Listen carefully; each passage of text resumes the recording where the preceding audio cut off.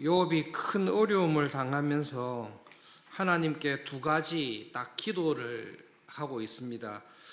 어떤 두 가지 기도 제목을 하고 있는가 하면, 혹시 여러분 학교 다니실 때 단체 기합 받아보신 분이 계십니까? 김남은 강도사님께 단체 기합 받은 적이 있냐 물으니까 요즘 별로 없을 것 같은데, 저희 때는 단체 기합 좀 많이 받았습니다. 그 반에 친구들이 한 50명 이상 있었기 때문에 수업 시간에 친구 한 명이 떠들거나 문제를 일으키면 선생님께서 문제를 일으킨 학생을 징계하는 게 아니라 그 학생과 함께 같은 반이라는 이유로 몽둥이로 전부 다 사랑에 매 이래가지고 다 때리든지 전부 다 벌쓰게 하는 일들이 있었습니다. 조금 억울하죠. 억울합니다. 단체 기합 받을 때 내가 전혀 잘못한 것이 없는데 왜 내가 매를 맞아야 되고, 그리고 내가 잘못한 건 전혀 없는데 왜 이 벌을 써야 되냐. 그러면서도 선생님들께서 하신 말씀이 너희들은 같은 반이니까 단체 기합 받는 거야 라고 했을 때, 아이 참 우리가 잘해야지, 이런 쪽의 문화가 있었던 것 같습니다. 어쨌든 핵심은 단체 기합을 받을 때도 기분은 안 좋았다라는 것입니다. 근데 욥은 단체 기합을 받는 억울함이 아니라, 여러분 저게 범죄 중에 제일 안 좋은 게 묻지마 폭행이라는 거 있습니다. 아무런 이유 없이 그냥 길 가는 사람을 돌멩이나 몽둥이로 때리는 것입니다. 이유가 없습니다. 그런데 이 묻지마 폭행을 하는데 사람이 거의 죽을 정도로 폭행의 강도가 강한 것입니다. 그런데 이 폭행을 하는 사람이 하나님이신 것입니다. 하나님께서 묻지마 폭행을 하시는데 나쁘고 악한 사람에게 묻지마 폭행을 하는 게 아니라 정말로 믿음으로 경건하게 살아가고 있는 신자에게 하루아침에 오셔서 갑자기 묻지마 폭행을 하는 것입니다. 욥이 이게 견딜 수가 없는 것입니다. 분명히 내가 죽는 것보다 더한 고통을 받고 있습니다. 이렇게 고난과 폭행을 당하느니 죽는 게 낫겠다라고 싶을 정도로 이 폭행의 강도가 강합니다. 정신을 차리고 봤는데 나를 때리고 있는 분이 하나님이십니다. 근데 하나님께서 아무런 이유 없이 나에게 찾아와서 이때까지 나에게 주셨던 은혜와 축복을 다 파괴하면서 내가 죽도록 때리고 있는 것입니다. 나를 때리는 분이 누군지를 욥은 분명히 보고 알고 있습니다. 이 고통 가운데 있을 때에 지혜롭고 신앙이 좋다라고 생각하는 친구가 와서 욥을 위로하고 욥에게 지혜로운 조언을 하고 있는 것입니다. 어저께 말씀드렸죠. 잔소리는 참 듣기 싫은 건데 조언이 잔소리보다 더 기분 나쁠 때가 있는데, 지금 친구들에게 듣는 소리가 이게 조언이 아니라, 지혜의 조언이 아니라 잔소리보다 더 나쁜 소리를 하고 있습니다. 친구들에게 욥이 하는 비판이 있습니다. 너희들은 정말로 무식한데 너희들이 무식하다는 것을 거짓말로 때우고 있다. 내가 너희들 이야기를 듣고 있는데 너희들은 지혜로운 사람이 아니라 정말로 무식한 사람들인데 너희들이 알고 있는 거짓말로 무식함을 숨기려고 하고 있다. 지금 너희들은 넘어지려고 위태한 사람에게 찾아와서 넘어지지 않도록 도와주는 사람이 아니라 확실하게 넘어지도록 밀고 있는 정말로 나쁜 사람들이다. 너희들은 나와 같은 고통을 당해보지도 않고서 고통 중에 있는 나를 조언하고 비웃고 있다. 어떤 것으로도 묻지마 폭행을 처참하게 하시는 하나님에 대해 고민하는 것을 아무도 이해해 주지 못합니다. 그런 억울한 것을 봤을 때 욥을 정말로 사랑하고 경건을 아는 아내가 하는 말이 인간적일 수 있습니다. 당신에게 이런 식으로 폭행하고 이런 식으로 대하는 하나님이라면 그 하나님에 대한 신뢰와 사랑을 접으시고 그 하나님에 대해 당신의 분노를 쏟아내시고 차라리 죽는 게 낫지 않겠습니까? 그게 욥의 아내의 이야기입니다. 욥의 친구들의 이야기는 나중에 하나님께서 화를 내십니다. 너희들이 나에 대해서 했던 모든 말이 다 거짓말이니까 욥을 통해 중보 기도를 해야 너희들의 죄를 내가 용서해 주겠다 말씀하십니다. 묻지마 폭행으로 너무 어려운 가운데 욥이 하는 두 가지 기도 제목은 진짜 진실하고 정확합니다. 첫 번째 하는 말이 이겁니다. 하나님 그만 좀 때리십시오. 하나님께서 나를 너무 많이 때려가지고 내가 하나님에게 매맞는 것이 너무너무 두렵습니다. 하나님 저를 치는 손을 묻지마 폭행을 이제 좀 멈추어 주십시오. 두 번째로 하나님 내가 뭐 잘못했는지 말 좀 하십시오. 하나님께서 내가 무엇을 잘못했는지 내 죄가 무엇인지를 분명히 말씀해 주십시오. 무슨 이유로 어떤 이유로 내가 이런 고통을 받아야 되는지를 하나님이시라면 말씀 좀 해 주십시오. 이 두 가지 기도 제목을 하나님께 딱 드리고 있습니다. 욥이 고난 중에 당하는 은혜가 이 기도에 있습니다. 첫 번째로는 억지로라도 하나님 앞에 가까이 가고 있습니다. 여러분 수능도 있고 우리 삶을 돌아보면 하나님께서 나에게 주신 형통하고 좋았고 성공했던 것 그런 것들이 있습니다. 이런 복을 주시다니 이런 은혜를 주시다니 하나님께로 가까이 가게 되는 은혜와 축복이 있습니다.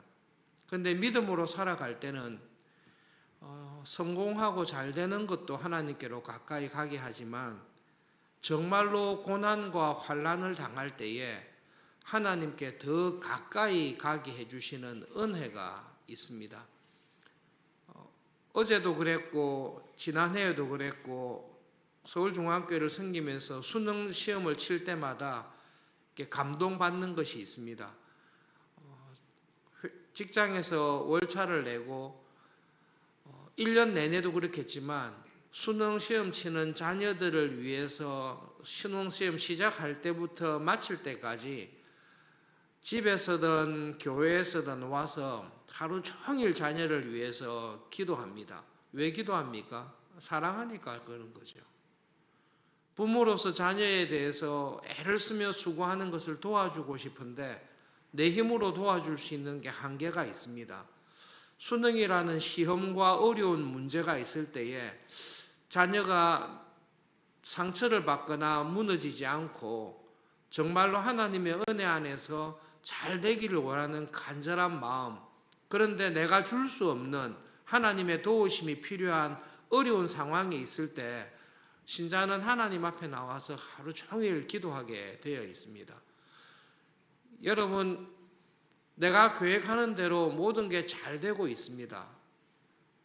내 일도 잘 되고 사업도 가정도 건강도 다 잘 되고 있습니다. 그럴 때 하나님께 감사합니다마는 우리가 하나님을 간절히 찾지는 않습니다. 그거는 우리의 모두에 있는 본성입니다. 그건 하는 모든 일들이 꼬입니다. 그럴 때 믿음이 있는 사람에게는 하나님께로 가까이 갑니다. 그것이 하나님께서 욥에게 주신 은혜입니다. 고난을 당할 때 우리는 하나님에게 스스로 가까이 가지는 않지만 몰려서라도 하나님께로 가까이 가서 하나님 저하고 이야기 좀 합시다. 제가 알지 못하는 이 일들을 왜 허락했는지 하나님 저에게 설명을 좀 해주십시오. 고난을 통해서 하나님에게 정말로 가까이 가게 됩니다. 여러분, 이 고난이 욥에게 어떤 은혜를 줬는가, 정말로 욥에게 어떤 은혜를 줬는가 생각할 때에 끝을 생각해 보십시오. 아주 쉽게 욥기 1장에 나타나 있는 믿음으로 정말로 경건하게 살아가는 욥을 생각해 보십시오. 그리고 욥에게 이런 고난과 환난이 없이 그 믿음 안에 쭉 살다가 죽음 앞에 섰을 때에 욥이 무슨 말을 했겠습니까? 정말로 우리들이 본받고 추구하고 싶은 신앙 고백을 했을 것입니다. 아마 욥은 고난이 없었더라면 이렇게 자기의 인생을 감사했을 것입니다. 하나님, 저의 평생에 하나님께서 은혜와 사랑과 축복을 넘치도록 주셔서 정말로 감사합니다. 고난이 없었더라면 욥은 분명히 그렇게 고백했을 것입니다. 하나님의 은혜로 제가 평생 믿음의 길을 걷게 되었습니다. 이 모든 것이 하나님께서 주신 은혜입니다.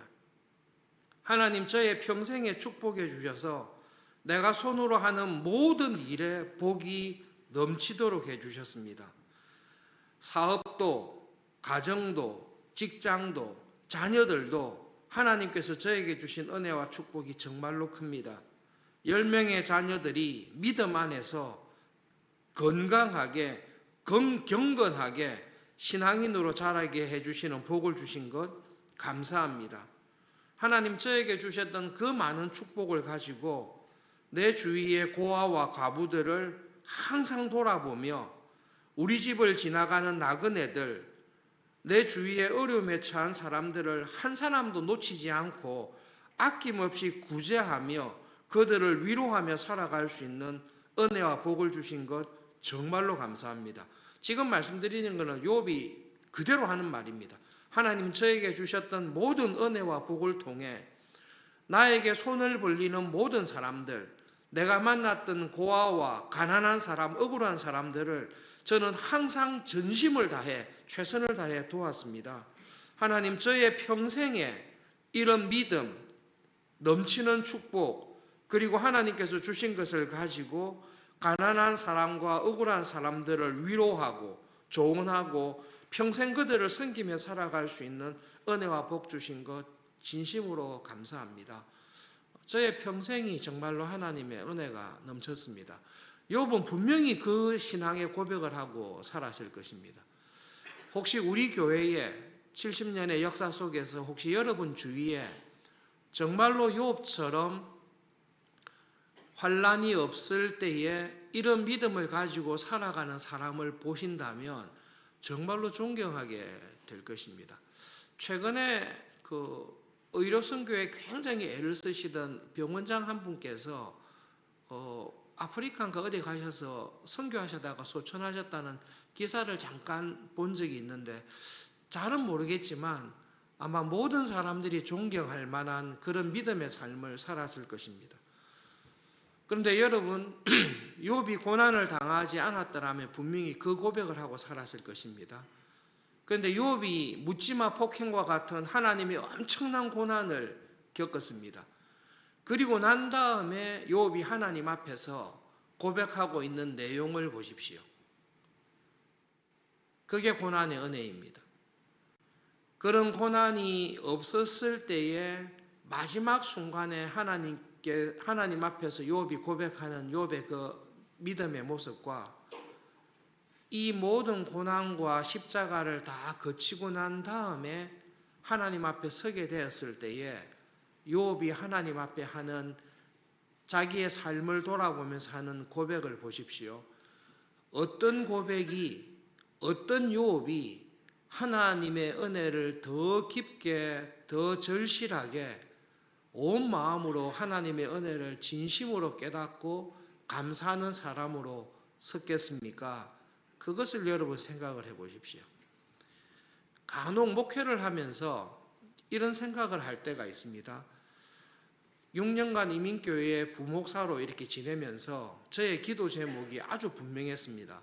하나님, 저를 교수로 쓰실 것입니까? 목회자로 쓰실 것입니까? 하나님, 저를 이민교회에 두실 것입니까? 한국교회로 부르실 것입니까? 이게 6년 동안의 기도의 제목이었습니다. 아주 심플하고 명확한 기도의 제목이었습니다. 그리고 지금 생각해 볼 때에 그때 만약에 결정적인 순간에 하나님께서 저를 한국으로 서울중앙교회로 보내지 아니하시고 이민교회의 목회자로 살게 했다면 어떻게 했을까? 그냥 상상을 해봤습니다. 바보가 아니기 때문에 그려집니다. 제가 만약에 하나님께서 이민교회에서 복음신학교에서 교수로 하게 하든지 아니면 이민교회에서 CRC 교회에서 청빙을 받아서 목회를 하면서 살아왔던 삶을 쭉 그려봅니다. 그리고 하나님께서 은혜 주셔서 한국으로 부르시고 서울중앙교회에서 목회하면서 살아왔던 일들을 쭉 그려봅니다. 그 마음을 가지고 욥을 딱 그려보십시오, 여러분. 하나님께서 고난과 환난을 전혀 주지 아니하시고 욥기 1장에 주신 모든 축복과 건강과 풍요로움과 믿음으로 살아가고 형통하게 하는 삶을 다 살고 난 다음에 죽기 전에 서 있는 욥하고 이 엄청난 고난과 십자가를 곧 지나고 난 다음에 하나님 앞에 서 있는 두 사람의 욥을 비교해 보십시오. 이 고난을 지나고 난 다음에 하나님 앞에 섰을 때에 욥은 하나님 앞에서 절대 이런 소리는 안 할 것입니다. 하나님, 제가 주님의 이름으로 평생 선지자로, 선교사로, 직분자로 하나님을 사랑하며 살았습니다. 귀신을 쫓아내며 능력을 행하며 저는 세리와 장녀와 같지 않습니다. 경건하고 충성되게 믿음으로 살았습니다. 그렇게는 욥은 고백하지 않을 것입니다. 여러분 그냥 주님 앞에서 하나님 앞에서 곰곰이 묵상해 보시면서 이 환난과 고난을 통해 욥기 마지막에 하나님 앞에 하나님, 정말 하나님은 이런 분이십니다. 정말로 하나님의 은혜는 이런 것입니다. 제가 고난을 당하기 전에는 하나님에 대해 귀로만 들었지만 내가 이 고난을 통해서 하나님을 대면하게 되고 하나님이 어떤 분이신지를 알게 되었습니다라고 이야기하는 욥을 보십시오. 여러분, 행복하게 살아가는 것, 다른 사람들보다 더 성공하면서 살아가는 것이 하나님의 더 큰 은혜 안에 있었다, 이렇게 단정할 수 없습니다. 성공한 목회자, 행복한 목회자로 살았다는 것이 정말로 하나님의 마음에 합한 믿음으로 은혜 안에 살아가는 삶이었다, 이렇게 함부로 말할 수 없습니다. 하나님께서는 사랑하는 자에게 은혜를 더하십니다. 여러분, 이 말씀을 욥이 하는 말씀으로 해석을 하시면 하나님은 사랑하는 자에게 은혜를 주십니다. 그 은혜는 고난을 통해 주십니다. 하나님께서는 사랑하는 자에게 고난을 주시는데 그 고난은 은혜를 더하기 위해서 주십니다. 정말로 하나님 마음에 합당하게 살았던 최고의 믿음의 인물, 하나님의 은혜 안에 살았던 인물이 예수님이신데, 예수님의 삶을 보시면 출생부터 죽으실 때까지 예수님의 삶 자체가 고난입니다. 예수님의 삶 자체가 십자가입니다. 십자가에서 달려 죽으실 때 고난의 절정이었습니다. 그러나 예수님은 이 땅에 태어나는 그 순간부터, 어린아이 때부터 믿음으로 살아가는 은혜 안에 있는 사람의 모습을 보여주는데 예수님의 모든 삶이 고난이었습니다. 모든 삶이 십자가였습니다. 그런데 그 십자가가 예수님을 죽이는 것이 아니라 그 십자가가 하나님의 은혜를 평생 경험하면서 살아가는 사랑의 통로로 하나님께서 쓰셨습니다. 그리고 지금 우리에게 말씀하시는 것입니다. 믿음의 눈으로 내 삶에 일어났던 모든 고난을 돌아보십시오. 정말로 하나님께서 믿음으로 살아가는 나에게는 그 고난을 견딜 수 있는 힘을 주시고, 고난이 고난으로 끝나지 않고 고난을 통해 하나님 앞에 더 가까이 가도록 은혜가 무엇인지를 확실하게 체험할 수 있는 은혜의 통로로 하나님께서는 쓰십니다. 그것이 우리에게 보여주는, 욥을 통해 주시는 하나님의 말씀입니다. 그래서 여러분, 믿음으로 살아갈 때 꼭 기대하십시오. 믿음으로 살아갈 때에 믿음으로 살지 않아도 그렇지만 믿음으로 살아가는 우리에게 내 삶에 고난과 억울함과 묻지마 폭행과 같은 괴로운 일들이 찾아올 때가 있습니다. 우리는 그런 세상에 살고 있습니다. 그런데 하나님께서는 나에게 일어나는 그 모든 고난이 나를 죽이는 것으로 가지 않고 나를 살리는 것으로 이전에 몰랐던 하나님의 은혜를 체험할 수 있도록 우리의 삶을 주관하십니다. 그러므로 그 하나님의 은혜 안에서 담대하십시오.